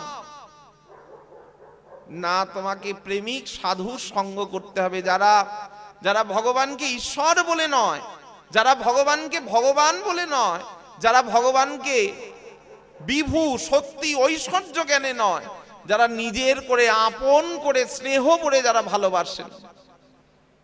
এই ভক্তিরও তারতম্যতা রয়েছে। নবদ্বীপ সমাজবাড়ি, তৎকালীন সময়ে প্রভুপাদ কেদারনাথ পণ্ডিতজি বর্তমান, কেদার প্রভু তখন বর্তমান ছিলেন। একজন মা, যারা নবদ্বীপ দেখেছেন সমাজবাড়ি তারা অনুভব করতে পারবেন, মাঝখানের মন্দিরে রাধা গোবিন্দ যুগল আরতি, তার পাশে নিতাই গৌর, তার পাশে কৃষ্ণ বলরাম। এই কৃষ্ণ সন্ধ্যার সময় যুগল আরতি রাধারানীর কাছে আসেন, বৃন্দাবনে আসেন, এই যুগল আরতি হয়, ভক্তরা দর্শন করেন। একজন মা তার গোপালকে নিয়ে যুগল আরতি দর্শন করছেন। কিন্তু যুগল আরতি যখন দর্শন করছেন, মা প্রাণ ভরে যুগল আরতি দর্শন করছেন, কিন্তু তার কোলের গোপাল মাকে বারবার আঁচল ধরে টানছে, মা তুমি ঘরে চলো। কল্পনা করতে পারেন, ধর্ম অর্থ কাম মোক্ষে কখনো সাক্ষাৎ ভগবানের সাথে কারোর কথা হতে পারে, এটা অনুভব করা যায়। এটা অনুভব তবেই সম্ভব, ভক্তিতে সম্ভব হয়। ভক্তি না থাকলে সম্ভব নয়, ভক্তি না থাকলে অনুভব হবে না। কোলের গোপাল মাকে বলছে, মা তুমি ঘরে চলো, মা তুমি ঘরে চলো। মা বলছেন, কেন ঘরে যাব? যুগল আরতি হচ্ছে, যুগল আরতি দর্শন করব। তুই একটু অপেক্ষা কর গোপাল, আরতি এখনই হয়ে যাবে, তারপর ঘরে নিয়ে যাব। কোলের গোপাল কিছুতেই মানতে নারাজ। সাধারণের বোধগম্য নয়, সাধারণ অনুভব করছে, সাধারণের কাছে এটা গল্প কথা, কিন্তু এটা সাধক জীবনের কথা। ধর্ম অর্থ কাম মোক্ষে সম্ভব নয়। এটা হলো সম্বন্ধের কথা, এটা হলো আশ্রয়ের কথা। গোপাল বলছেন, মা তুমি ঘরে চলো, মা তুমি ঘরে চলো। মায়ের কথায়, ছেলের কথায়, গোপালের কথায় মা গোপালকে নিয়ে ঘরে চলে যাচ্ছেন। প্রভুপাদ কেদারনাথ পণ্ডিতজি দরজায় বসে আছেন। কেদারনাথ পণ্ডিতজি মাকে ডাকছেন, মা আরতি দর্শন না করে চলে এলে যে? মা উত্তর দিচ্ছেন, বাবা কেন কি জানি আমার গোপাল কিছুতেই আরতি দর্শন করতে দিচ্ছে না, গোপাল শুধু বলছে ঘরে চলো, ঘরে চলো।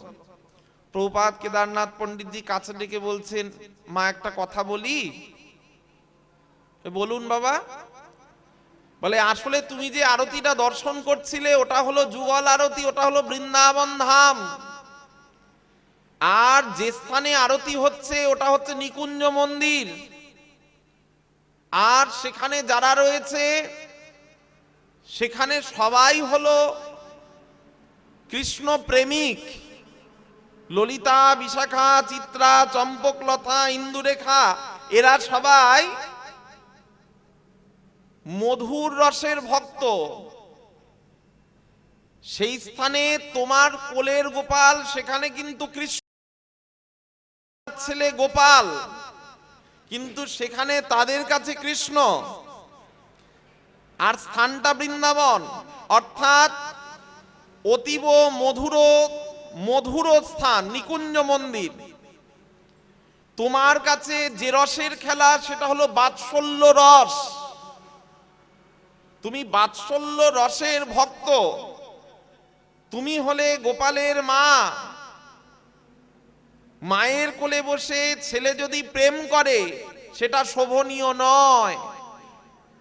কৃষ্ণ যেখানে আরতি হচ্ছে সেখানে রাধারানী অপেক্ষা করছেন কখন তার বন্ধু তার গলাটা জড়িয়ে ধরবে।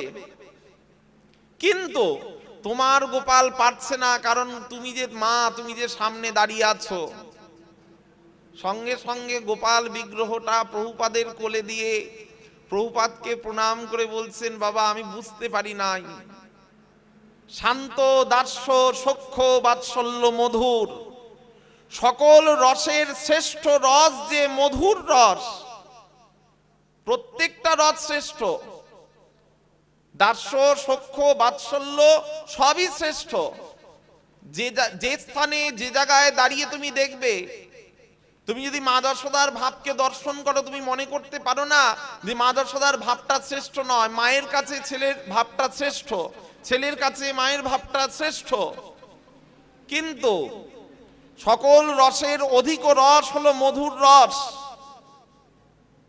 যে সম্পদ মহাপ্রভু দিয়েছেন, তোমার সাথে তোমার শ্রী গুরুদেব যে সম্বন্ধ করে দিয়েছেন, তুমি হলে গোপালের মা, তুমি হলে বাৎসল্য রসের ভক্ত, অর্থাৎ তোমার অধিকার নাই,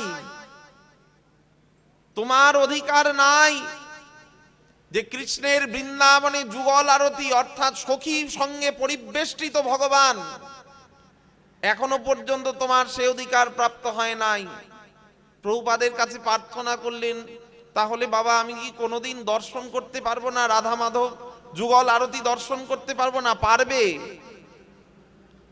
পারবে। ক্রমে ক্রমে পায় লোক ভব সিন্ধুকুল, ভক্তির ক্রম আছে,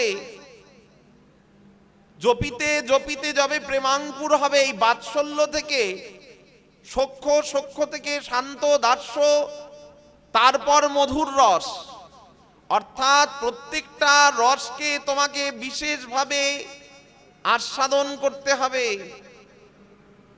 নতুবা তুমি কিন্তু পারবে না।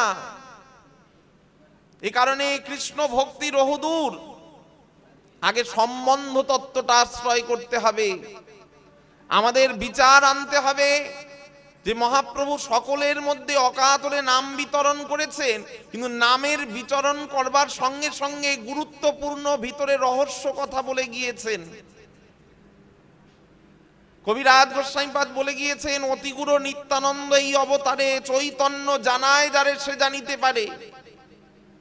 নিতাই চাঁদের করুণা হলে হরি ভজনে অধিকারী হয়, হরি নামে নিষ্ঠা হয়, কিন্তু নিষ্ঠার থেকে তার মধ্যে ভাব উপজয়, সেই ভাবের থেকে যখন তার সাথে সম্বন্ধ হয়ে যাবে, সাধন করতে করতে সাধন করতে করতে যখন সেই পরিপক্ক ফল তৈরি হবে, তখন সেই পঞ্চম পুরুষার্থ, তখন সেই পঞ্চম পুরুষার্থ পাবে। তাহলে আমাদের প্রশ্ন যে সাধন করতে করতে তো অনেকটা সময় চলে যেতে পারে, আমাদের জীবনে পঞ্চম পুরুষার্থ আমরা কবে পাবো? কবে পাবো পঞ্চম পুরুষার্থ? প্রেম কবে আসবে? কবে আমাদের সেই রাধা মাধবের যুগল আরতি দর্শন হবে? কবিরাজ গোস্বামীপাদ বললেন, কোটি জন্ম করে যদি নাম সংকীর্তন, তথাপি নাহি পায় ব্রজের ব্রজেন্দ্র নন্দন। আজ হরি ভজন করলে যদি মনে হয় কালকেই প্রেম হয়ে গেল, তাহলে সাধনার মধ্যে ভুল হয়ে যাবে, ব্যবধান এসে যাবে। এ কারণে বললেন সর্বপ্রথম নামের প্রতি নিষ্ঠা আনতে হবে এবং সাধুর প্রতি শ্রদ্ধা আনতে হবে। নামে নিষ্ঠা, সাধুর কথাকে বিশ্বাস। একটা দৃষ্টান্ত দিলেন যে বৈষ্ণবের চরণ ধুলি তাহে মোর স্নানকেলি, তর্পণ মোর বৈষ্ণবেরও নামে, বিচার করিয়া মনে ভক্তিরস আস্বাদনে, মধ্যস্থ শ্রী ভাগবত পুরাণ। বিনা মহৎ পাদ রেণু ন অভিষেকম। আপনি প্রয়াগে গেলেন, আপনি তীর্থে গেলেন, বহু তীর্থ স্নান করলেন, যদি মনে করেন আপনার জীবনের সার্থকতা চলে এসেছে, ভুল। যতক্ষণ পর্যন্ত না আপনি মহতের পাদরেণু দ্বারা অভিষিক্ত হবেন, ততক্ষণ পর্যন্ত কৃষ্ণ ভক্তি সম্ভব নয়। পাণ্ডিত্য দিয়ে তো পাওয়া যাবেই না, বিদ্যা দিয়ে সম্ভব নয়। বড় মজার কথা কি জানেন, কাশীতে মহাপ্রভু বিশ্বনাথ মন্দির দর্শনে যখন গিয়েছিলেন, কাশীর বিশ্বনাথ মন্দিরে মহাপ্রভুর যাওয়া মাত্রই খুব আনন্দ হয়েছে শিব ভগবানকে দর্শন করে।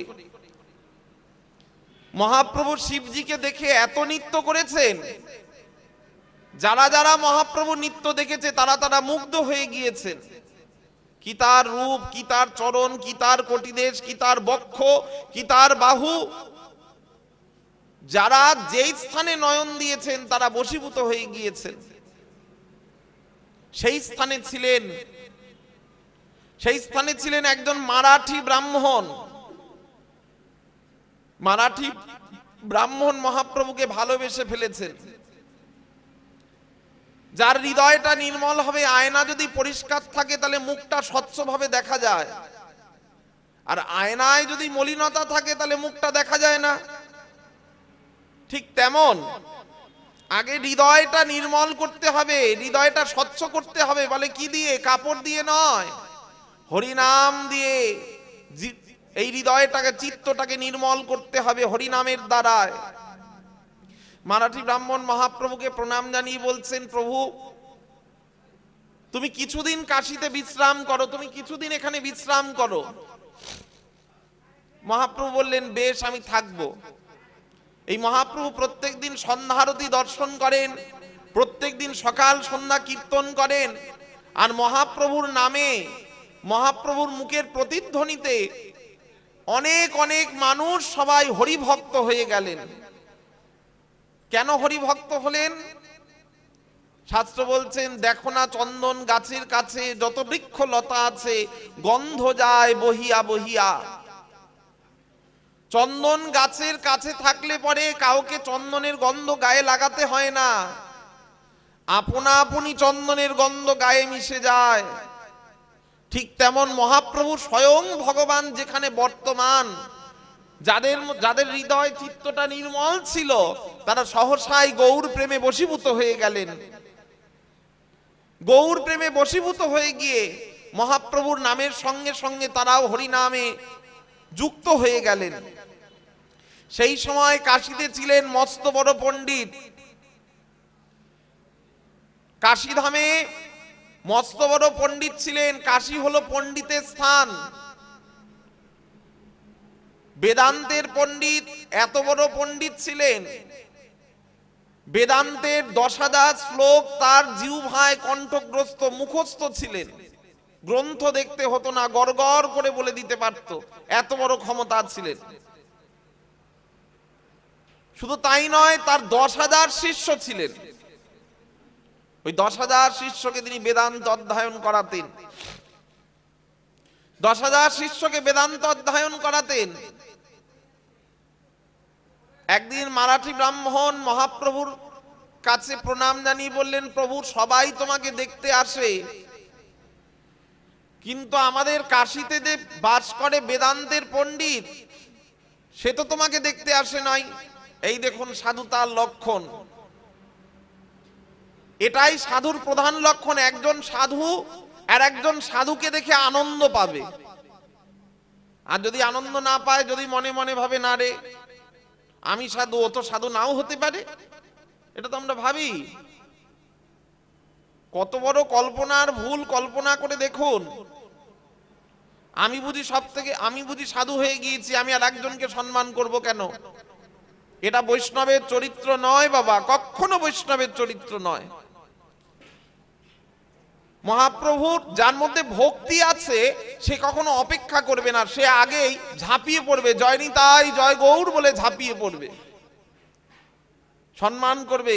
বাবা শুধু গলায় জড়িয়ে ধরলে, আলিঙ্গন করলে প্রেম হয় না। একবার জয় গৌর, রাধে রাধে, জয় নিতাই, এই সম্বন্ধটুকু করলেও প্রেম হয়।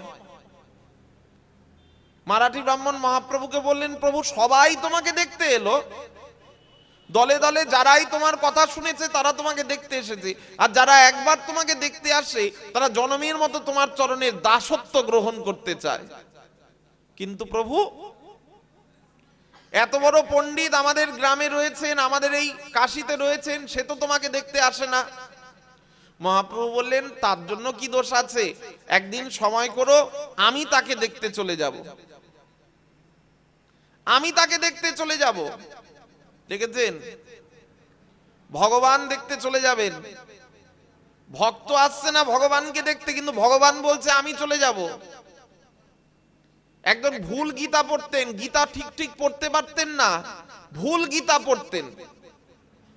মহাপ্রভুকে সবাই বললেন যে প্রভু জানো আমাদের গ্রামে একজন পণ্ডিত আছে, সে গীতা পড়ে কিন্তু ভুল পড়ে। মহাপ্রভু বললেন তাই, ভুল পড়ে, সঠিক উচ্চারণ করতে পারে না? বলে না। মহাপ্রভু বললেন চলো আমি যাব তাকে দেখতে। দেখুন মহাপ্রভুর জীবনের আদর্শ। মহাপ্রভু ব্রাহ্মণকে দেখতে গিয়েছেন, ব্রাহ্মণকে দেমাত্র গিয়েছেন দেখতে, মহাপ্রভু তাকে জিজ্ঞাসা করলেন আচ্ছা বলো তো দেখি ভাই, আমি এখানে এসেছি তোমাদের গ্রামে, তুমি জানো? ব্রাহ্মণ বললেন হ্যাঁ প্রভু জানি। বলে আচ্ছা জানো যদি, তাহলে সবাই আমাকে দেখতে গেল, তুমি দেখতে গেলে না? ব্রাহ্মণ বলছেন প্রভু আমি যাই নাই, তার একটা কারণ আছে। কি কারণ? বলে কারণটা হলো আমি প্রত্যেকদিন যে গীতা পড়ি, এই যে গীতার পিছনে একটা সময় দিই, আজকে যদি আমি গীতা না পড়ে আপনাকে দেখতে চলে যাই, কালকে আবার হয়তো মনটা বলবে চল অন্য জায়গায় ঘুরে আসি। বাবা, মনটাকে বশীভূত করাটাই হলো জীবনের মূল সাধনা। এ কারণে শাস্ত্রে বারবার বলেছেন তুমি জগতে সবাইকে বিশ্বাস করো, কিন্তু মনকে লাগাম দাও। যে মনকে ধরতে পেরেছে সে জগৎকে ধরতে পেরেছে। ঠাকুর ওঙ্কারনাথজি বলেছেন এককে ধরলেই জগৎকে ধরা যাবে, মনে প্রাণে তুই একজনকে ধরে থাক, দেখবি সকলের মধ্যে তিনিই বিরাজ করছেন। মহাপ্রভু বলছেন আচ্ছা সবাই বলছে তুমি নাকি ভুল গীতা পড়ো, কিন্তু তুমি বলো তো তুমি কি সঠিকভাবে পড়তে পারো না? বলে পারি। আমি ভুল পড়ি কি ঠিক পড়ি তা আমি বলতে পারবো না, তবে আমি এতটুকু বলতে পারি যে আমি যখন গীতার একটা শব্দ উচ্চারণ করি, ওই একটা শব্দ উচ্চারণের সঙ্গে সঙ্গে আমি দেখতে পারি আমার ভগবানের পার্থ সারথি মূরতি। এই গীতা শব্দ উচ্চারণ করা মাত্রই আমি দেখি, আমার দেখে নয়ন জলে বুক ভেসে যায়, আমার বক্ষ ভেসে যায়। আমি যে সম্পূর্ণ গীতাটা ভালো করে সঠিক করে উচ্চারণ করব, এই শক্তিটুকু আমার থাকে না। কেন থাকে না? মহাপ্রভু জিজ্ঞাসা করছেন, ভক্ত উত্তর দিচ্ছেন, আমি যখন দেখি আমার ভগবান ভক্তকে রক্ষা করবার জন্য ভক্তকে সিংহাসনে বসিয়ে রেখেছে, আর স্বয়ং ভগবান নিজে রথের লাগাম ধরে রথের উপরে বসে রয়েছেন, যুদ্ধ করছেন, এই কথাটা চিন্তা করলেই আমার সব বিদ্যা চলে যায়। আমি তখন কি বলি, আমি ভুল পড়ি না ঠিক পড়ি, আমি কিছুই বুঝতে পারি না। মহাপ্রভু তাকে বুকে জড়িয়ে ধরলেন, ওগো এ জগতে যারা বিদ্যা দিয়ে, এর জগতে যারা শিক্ষা দিয়ে যারা গীতা পড়ে, আমি বলি তাদের সবার ভুল হয়, তোমার একমাত্র ঠিক হয়। কেন কি জানো? তুমি গীতা নাম উচ্চারণের সঙ্গে সঙ্গে ভগবানকে সাক্ষাৎ দর্শন করতে পারো, এটাই হলো জীবনের মূল পাওনা, এই হলো ভগবান। মহাপ্রভু বলছেন আমাকে দেখতে আসে না তাতে কি দোষ, আমি যাব। ভগবান চলে যাবেন, ভগবান যাবেন বলছেন, মারাঠি বামন বলছেন না প্রভু আপনাকে যেতে হবে না, আপনাকে যেতে হবে না, আমি বরঞ্চ তার কাছে গিয়ে তাকে নিমন্ত্রণ করে আসি। বেদান্তের পণ্ডিত 10,000 শিষ্যকে নিয়ে বসে আছেন, ইশারায় বললেন দাঁড়াও, অপেক্ষা করো। মারাঠি ব্রাহ্মণ দূর থেকে বেদান্তের পণ্ডিতকে প্রণাম করে বললেন, পণ্ডিত আপনার কাছে একটা নিবেদন। বলে কি নিবেদন? বলে আপনি কি জানেন নবদ্বীপ থেকে একজন সাধু এসেছেন, সে সাধু বললেও ভুল হবে, সাক্ষাৎ ভগবান, সাক্ষাৎ যেন নটবর। বেদান্তের পণ্ডিত বলছে জানি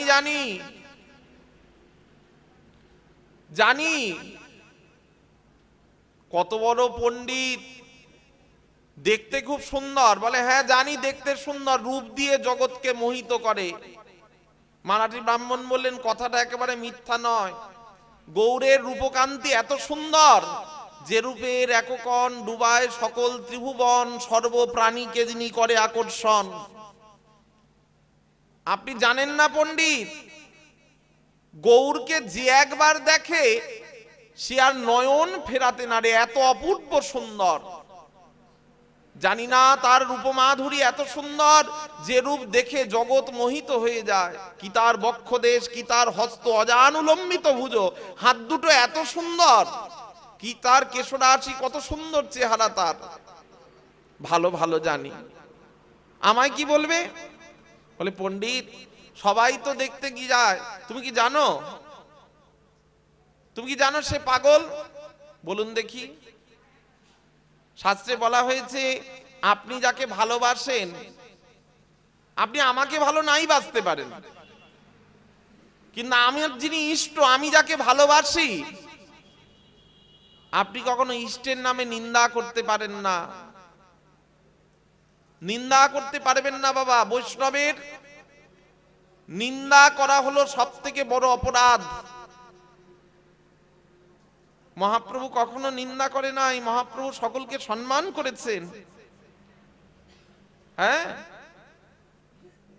যখন মারাঠি ব্রাহ্মণকে বলছেন, জানি নবদ্বীপে সবাই তাকে পণ্ডিত বলে, কেউ কেউ তাকে ভগবান বলে, বেদান্তের পণ্ডিত কানে হাত দিয়েছেন।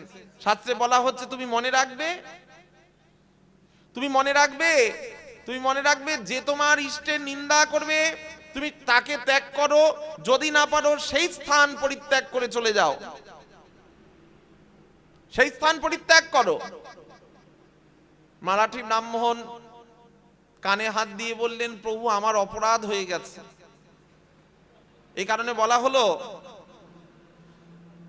যে পেতে চায় তাকে পাওয়ানো যায়, তাই না? দেখবেন যে প্রসাদ পেতে পারে তাকে পাইয়েও আনন্দ হয়, যে খেতে পারে। আর যার ক্ষুধা নাই তাকে দিলে নষ্ট হবে, অশ্রদ্ধায় গ্রহণ করবে, এতে কোনো কাজ হবে না। এখানে বলা হয়েছে, শ্রদ্ধা ব্যতীত ব্যক্তিকে ভক্তি নাহি দিবা। যার মধ্যে শ্রদ্ধা নাই তাকে ভক্তির উপদেশ করাটাও অপরাধ। আগে শ্রদ্ধা আসুক, সাধুসঙ্গ করুক, হরিনাম করুক, তারপর শ্রদ্ধার কথা, ভক্তির কথা উপদেশ করলে কাজ হবে। বাবা জ্বর নাই, যদি 650 পাওয়ারের প্যারাসিটামল খাওয়া হয় কি হবে? ভুল রিয়াকশন হয়ে যাবে না?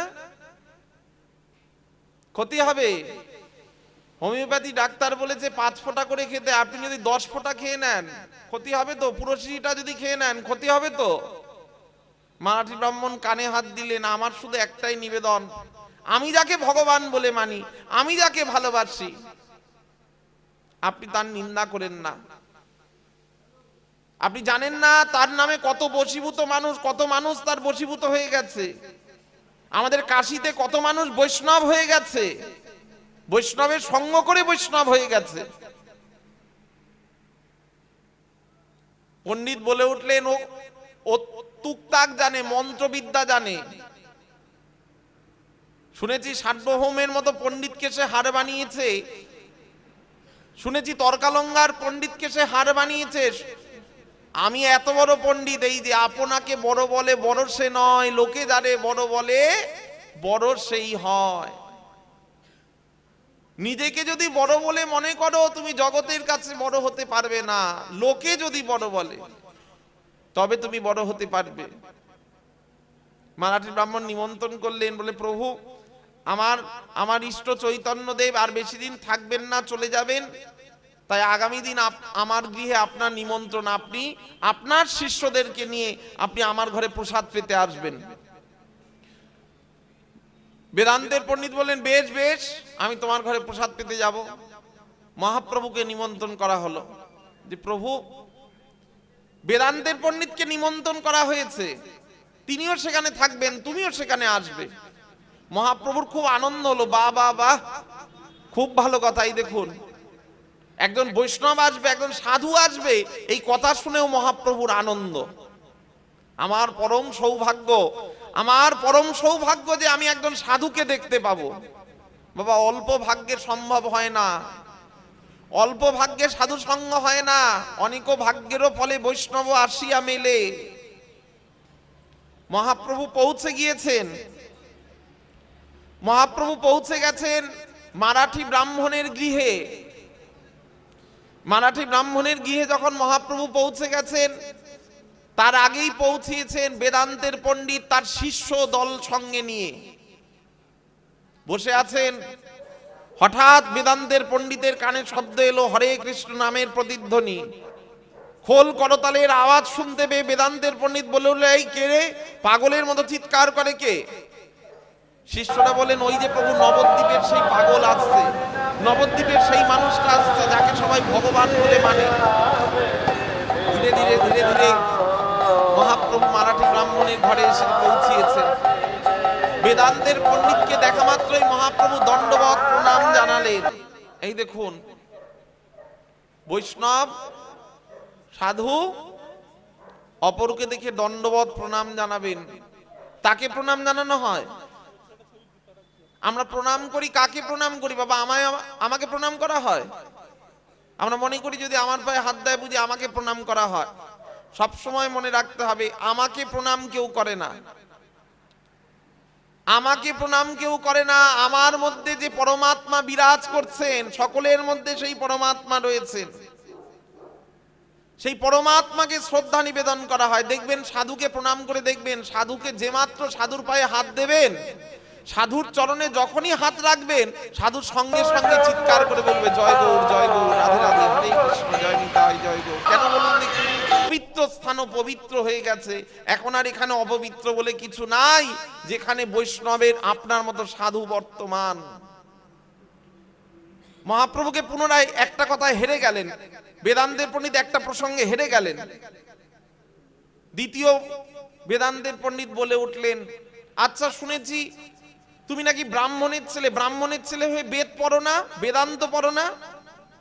এই দেখুন, যোগী চাইবে তুমি যোগী হও, জ্ঞানী চাইবে তুমি জ্ঞান অর্জন করো, ঋষি চাইবে তুমি সাধনা করো, আর ভক্ত হরিভক্ত চাইবে তোমাকে জ্ঞান